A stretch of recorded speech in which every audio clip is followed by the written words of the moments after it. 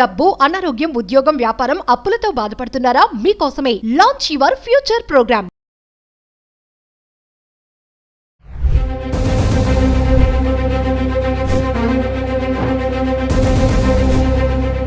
నమస్తే, welcome back to Suman TV. ఇండియాలోని ISI sleeper cells ని అరెస్ట్ చేస్తున్న పోలీసులు ఇప్పటి వరకు దేశవ్యాప్తంగా 9 మందిని అరెస్ట్ చేసిన పోలీసులు తాజాగా చూసుకుంటే యూపీలోని రాంపూర్లో ఐఎస్ఐ ఏజెంట్ షాజాద్ ని అరెస్ట్ చేసిన సంగతి మనందరికీ తెలిసింది. మరి దీనిపైన మరింత సమాచారం అందించడానికి సీనియర్ పోలీస్ ఆఫీసర్ రెడ్డన్న గారు అందుబాటులో ఉన్నారు. ఓవర్ టు రెడ్డన్న గారు.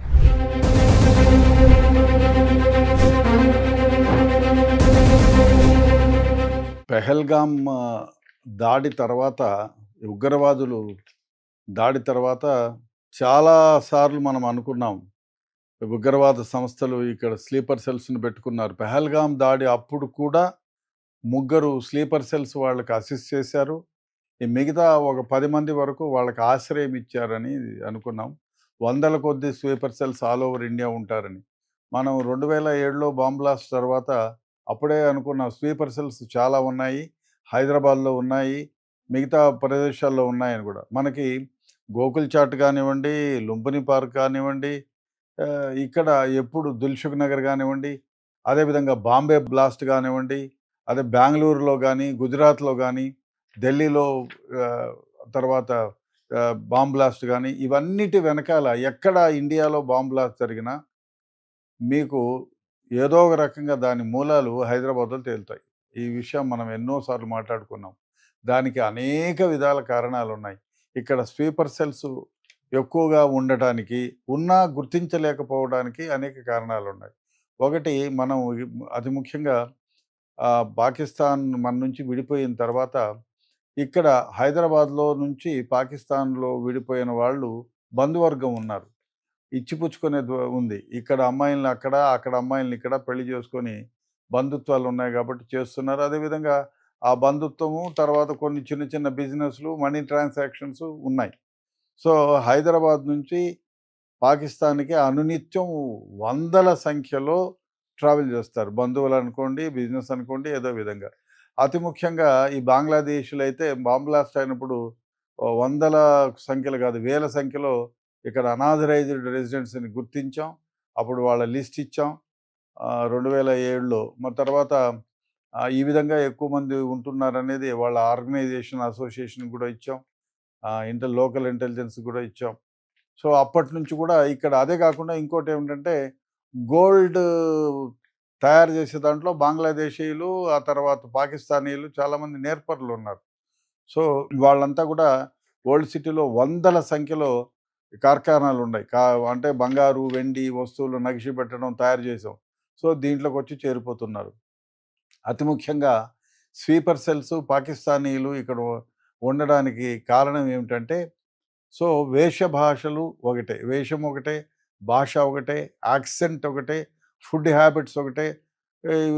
సాయంత్రం అయితే, పొద్దునైతే, ఉదయం అయితే నమాజ్కి పోవడం రావడం గుర్తించలేము. ఇప్పుడు ఆ యూరోపియన్ అనుకో ఈజీగా గుర్తిస్తాం, వాళ్ళకి ఫుడ్ హ్యాబిట్స్ అన్ని. ఇక్కడ సేమ్ ఫుడ్ హ్యాబిట్స్.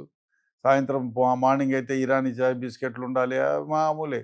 కాబట్టి యూ కెనాట్ డిఫరెన్షియేట్. పోనీ మాటల్లో ఏమైనా గుర్తింపు ఉంటుందా? లేదు.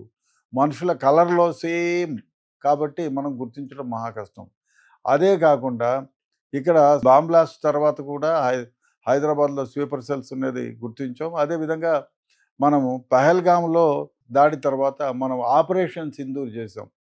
ఆపరేషన్ సింధూర్ చేసినప్పుడు ఉగ్ర స్థావరాలను 9ని మట్టు పెట్టించాం. ఎస్పెషలీ ఈ అల్ఖాయిదా దగ్గర నుంచి మిగతావన్నీ కూడా ఈ ఐఎస్ఐఎస్ఐ ఉగ్రవాదుల సంస్థలు కానివ్వండి, అల్ఖాయిదా కానివ్వండి, మిగతా దానికి అనుబంధ సంస్థలు టిఆర్ఎఫ్ కానివ్వండి, ఇవన్నిటిని కూడా మనం ధ్వంసం చేసాం. ధ్వంసం చేసిన తర్వాత వాళ్ళకు ఒకటే కోపం వచ్చి డైరెక్ట్గా యుద్ధం చేయలేని పరిస్థితి. ఎందుకంటే వాళ్ళకున్న ఆర్మీ, దానికి ఉన్నటువంటి ఎక్విప్మెంట్ కూడా మనతో ఏ విధంగానూ సరిసాటి కాదు.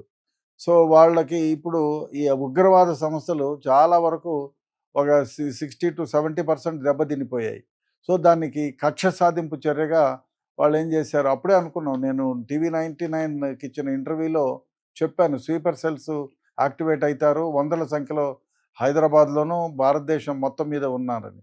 సో అదేవిధంగా చూస్తే ఇప్పుడు పాకిస్తాన్ ఐఎస్ఐ ఉగ్రవాదులు ఎవరైతే ఉన్నారో, అదేవిధంగా ఐఎస్ఐఎస్ ఉగ్రవాదులు ఎవరైతే ఉన్నారో వీళ్ళు ఏం చేస్తారంటే భారతదేశంలో ఉండేటువంటి వాళ్ళ కమ్యూనిటీకి సంబంధించిన పిల్లల్ని ఉద్యోగాల పేరిట ముందు ఏం చేస్తారు, ఉద్యోగాలు కంపెనీ ఉండాది అప్లై చేయమంటారు. సో ఆ విధంగా వాళ్ళతో నెమ్మదిగా స్నేహభావం ఏర్పరచుకొని తర్వాత మతం ముసుగులోకి మతం మాధ్యంలోకి దింపుతారు. సో మతం మత్తులోకి దింపుతారు. ముందేమో ఉద్యోగాలు అంటారు వాళ్ళకి, ఇప్పుడు నువ్వు ఏమొద్దు ఇక్కడ చిన్న పనులు చేసుకో, దీనికి ఇంత డబ్బులు ఇస్తామని డబ్బులు ఇస్తారు ఫస్ట్. ఓ 2 నెలలో 3 నెలలో పోయి ఆ తర్వాత ఏం చేస్తారు, ఆ మతం గురించి మాట్లాడతారు. ఆ మతంలో ఏమి, ఓ ఇవి చేస్తే జిహాద్ చేస్తే మనకు డైరెక్ట్గా స్వర్గానికి పోతాం అనే లెవెల్గా మనం చచ్చిపోయినా మన కమ్యూనిటీ కోసం మనము మన దేవుడి కోసము అని చెప్పి వాళ్ళు ఏదేదో చెప్తారు పిచ్చి మాటలన్నీ. దాన్ని నమ్మించేటట్టు వాళ్ళ మైండ్లో చొప్పిస్తారు. చొప్పించిన తర్వాత ఐఎస్ఐ ఉగ్రవాద ఏజెంట్లుగా చేర్చుకుంటారు. సో వాళ్ళే ఆ విధంగా చేర్చుకున్నోళ్ళు మన దగ్గర సమాచారం ఎక్కడెక్కడ మిలిటరీ ఇన్స్టాల్మెంట్స్ ఉన్నాయి, ఎక్కడ మనం ఏమేమి ఆర్మ్స్ ఎక్కడ పెడతాము, మన మిగతా మిలిటరీ ఆర్గనైజేషన్స్ ఎక్కడెక్కడ ఉన్నాయి, ఎన్ని రెజిమెంట్లు ఉన్నాయి, ఏ రెజిమెంట్లో ఏమేమి ఉన్నాయి, ఇట్లాంటివన్నీ ఈ వీళ్ళ స్లీపర్ సెల్స్ ద్వారా సమీకరిస్తారు. అదేవిధంగా అమోనియం కానీ, అమోనియం ఫాస్ఫేట్ కానీ, అమోనియం సల్ఫేట్ కానీ, బాంబులు తయారు చేయడానికి అవసరమైనటువంటి పరికరాలన్నీ కూడా వాళ్ళ ద్వారానే తెప్పిస్తారు. ఇంకో విచిత్రమైన వ్యవహారం ఏమిటంటే ఉగ్రవాద సంస్థకు సంబంధించిన ఎవరైతే ఇక్కడ ఉన్నారో స్లీపర్ సెల్స్ వందల సంఖ్యలో భారతదేశం మీద ఉన్నా కూడా ఒకరి గురించి ఇంకొకళ్ళకి ఆచూకుని తెలియదు.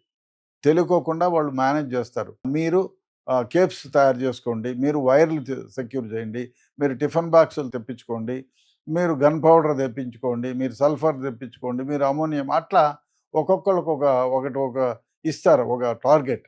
ఆ టార్గెట్ తర్వాత మీరు మన దగ్గర ఎక్కడ మిలిటరీ ఆయుధాలు, మన దగ్గర ఎక్కడెక్కడ ఏమేమి ఉంటాయి కీలక సమాచారాన్ని అంతా తెప్పించుకుంటారు.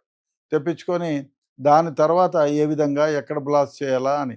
ఈ మధ్యకాలంలో చూస్తే మనము అక్కడేమో పెహల్గాం దాడి తర్వాత ఇద్దరు ఇక్కడ సిరాజ్ అని విజయనగరం అబ్బాయి, ఆ అబ్బాయి పూర్వీకులు ఇంకో దరిద్రమైన వ్యవహారం అంటే అబ్బాయి తండ్రి కూడా పోలీస్ కానిస్టేబుల్, వాళ్ళ బ్రదర్ కూడా పోలీసు డిపార్ట్మెంట్లో ఉన్నారు తమ్ముడు. సో ఇటువంటి వాళ్ళేమో పూర్వీకులు బంగ్లాదేశ్ నుంచి వచ్చారు. ఈ అబ్బాయి ఇంజనీరింగ్ చేసి ఈ సౌదీ అరేబియా వాళ్ళతో చేతులు కలిపి ఐఎస్ఐ ఏజెంట్తో సిరాజు తర్వాత సమీర్ అనే హైదరాబాద్ అబ్బాయి వీళ్ళిద్దరూ బాంబ్ బ్లాస్ట్ చేయడానికి అన్నీ తెచ్చుకొని రంపచోడవరంలో ఫారెస్ట్లో ఈ బాంబ్ బ్లాస్టింగ్ కూడా దాని గురించి కూడా పేల్చారు. ఈ సమాచారం అంతా మన ఐఎస్ఐ ఉగ్రవాద సంస్థలకు చేరవేస్తున్నారు. సో దాని తర్వాత ఇంకొక అమ్మాయి ఏమంటే జ్యోతి మల్హోత్రా, ఈ అమ్మాయి యూట్యూబర్. ఈ అమ్మాయి యూట్యూబ్ చేస్తూ అందరికీ నవ్వించడం చేయడం అందంగా ఉంది. పాకిస్తాన్ ఏజెంట్లతో ఐఎస్ఐ ఏజెంట్లతో డైరెక్ట్గా లింకులు పెట్టుకుంది, పాకిస్తాన్కి వెళ్ళింది.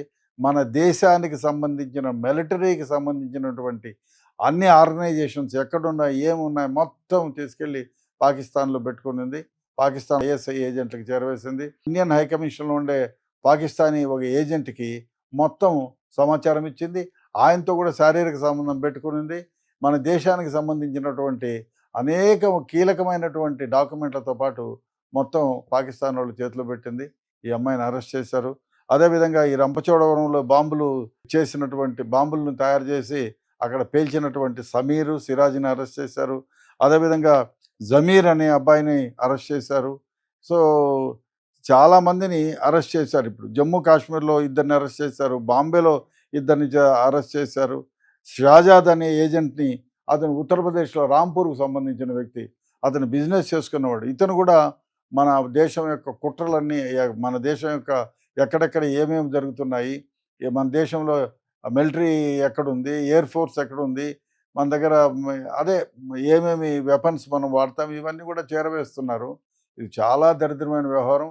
ఇది విషయం ఏమంటే అందరూ అనుకోవచ్చు, ఎందుకు ఇంతకాలము ఉంది, మనకి ఉందా, సెంట్రల్ ఇంటెలిజెన్స్ ఉందా, రీసెర్చ్ అనాలిసిస్ వింగ్ ఒకటి ఉంది, నేషనల్ ఇన్వెస్టిగేషన్ ఏజెన్సీ ఉంది, సెంట్రల్ ఇంటెలిజెన్స్ ఉంది, కౌంటర్ ఇంటెలిజెన్స్ ఉంది. ఇన్ని పెట్టుకొని కూడా ఇన్నాళ్ళు వీళ్ళను నిద్రపుచ్చుతున్నాం. ఎందుకంటే దీని గురించిన ఆలోచన ఉంది, కానీ ఈ యాక్టివ్గా లేని సందర్భంగా ఏముందిలే అని లైట్గా తీసుకున్నారు.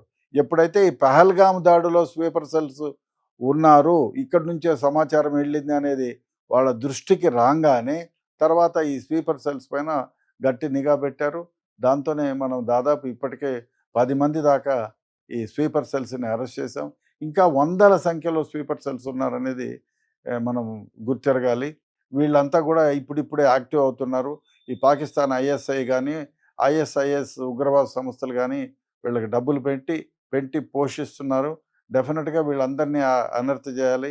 ప్రజలు ఒకటి గుర్తించాలి, అయ్యా మాకు సంబంధం లేదే అనుకోకుండా ఇటువంటి వ్యక్తులు మీ ఇంట్లో కానీ మీ చుట్టుపక్కల కానీ మీతో కానీ మీ ఫ్రెండ్స్ దగ్గర కానీ ఉంటే కొంచెం గుర్తిరగండి. అదేవిధంగా ప్రజలు మీరు ఎక్కడన్నా పోతూ వస్తూ ఉంటే అనాథరైజ్డ్ ఒక టిఫిన్ బాక్సులు తయారు చేస్తున్నారు బాంబులని విజయనగరంలో పట్టుబడ్డ సిరాజ్, అదేవిధంగా సమీర్, వీళ్ళిద్దరూ కూడా బాంబులు పెట్టుకొని తిరుగుతున్నారు. దిల్సుఖ్ నగర్లో టిఫిన్ బాక్సులు పెట్టిన బాంబే కదా.